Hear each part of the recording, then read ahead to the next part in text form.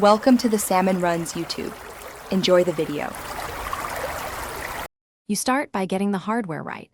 Charge the Switch Pro controller to at least 50% and connect a USB-C cable or adapter to the Xbox or PC.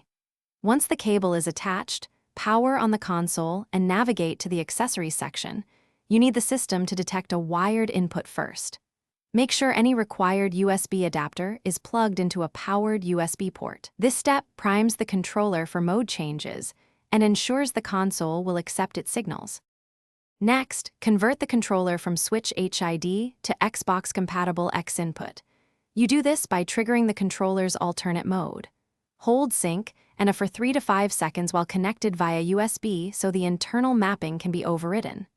If the controller needs a firmware switch, use a PC with the compatible flasher tool to select X input. Follow prompts carefully.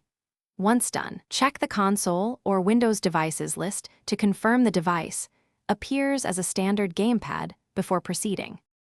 Finally, complete setup by testing every input in the Xbox Accessories app or Windows game controller settings. Calibrate sticks if needed.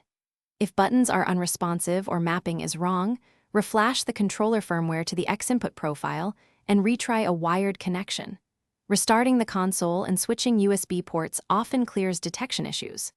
If problems persist, ensure you use the correct adapter and that the controller's mode matches X input. This single mode switch is the only. Thanks for watching. Consider subscribing if we helped you.